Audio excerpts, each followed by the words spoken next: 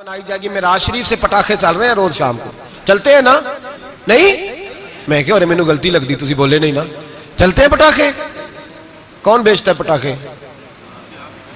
ہندو سکھ یہودی چلاتا کون ہے کس نے کہا چلانے کو اس میں کوئی کسی فرقے کا بھی اختلاف نہیں ہوتا ڈرنا چاہیے اللہ پاک سے اللہ جہنم کی آگ ٹھنڈی کرتا ہے ہم جلاتے ہیں شب رات کو رب فرماتا ہے ٹھنڈی ہوگی ہم جلا رہے ہیں بچے پٹاخوں کے پیسے پڑوسی سے لے کے آتے ہیں کہ ہم سے لیتے ہیں ہم منع کیوں نہیں کرتے جوتے نہ پالش کرنے پہ تو تھپڑ لگتے ہیں تو پٹاخے والے بچے کو نہیں پوچھا جا سکتا باپ کی ذمہ داری ہے اور محدثین نے مسئلہ لکھا ہے اگر بچہ نابالغ کوئی غلطی کرتا ہے تو اس کا باپ ذمہ دار ہے جواب دے اس کی جگہ پہ ان کو سمجھائیں شب برات آئے گی پھر توبہ ہوگی ہر مسجد سے رونے کی آواز آئے گی زور زور سے لوگ روئیں گے تڑپیں گے اجتماعات ہوں گے بڑے بڑے اجتماعات ہوں گے توبہ کریں گے لوگ کریں گے نا انشاءاللہ تعالی آئیں گے نا لوگ مسجدوں میں پھر سویرے جھوٹ بند ہو جائے گا نا اگلی صبح ملاوٹ ختم کم تولنا ختم یہ کیسی توبہ ہے وہ دکاندار جو شبرات والے دن غلط سوجی فروخت کر رہا ہے ملاوٹ والی چینی بیچ رہا ہے تاکہ دوائیوں میں دھوکہ دیتے ہیں لوگ دوائیوں میں دھوکہ دیتے ہیں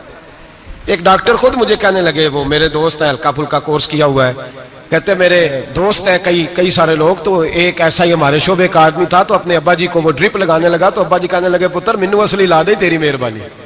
منو اصلی لا دے تیری مہربانی لوکھا علی نہ لا دے یہ حال ہو گیا دوا مجھے بتائیں وہ قوم اخلاقی طور پہ کتنی گر چکی ہے جو دوائیوں میں زہر بیچتی ہے دوائیوں میں اور میں انشاءاللہ کسی موقع پر تفصیل سے اس پر گفتگو کروں گا بڑی تفصیل سے میں نے بہت سی معلومات اکٹھی کی ہیں کہ کتنا ظلم کرتے ہیں یہ لوگ لکھنے والے بھی لانے والے بھی بیچنے والے بھی کتنے بڑے مجرم ہیں صحت کے ساتھ کھیلتے ہیں صحت بارہ لام دام برسرے مطلب جس آدمی نے دھوکے کا مال لا کے رکھا ہے شبرات والے دن کے رات توبہ بھی کرنی ہے اور سویرے یہ بیچنا بھی ہے وہ توبہ کرنے آیا ہے جس نے دھوکے کا مال لا کے رکھا ہے کہ سویرے بیچنا ہے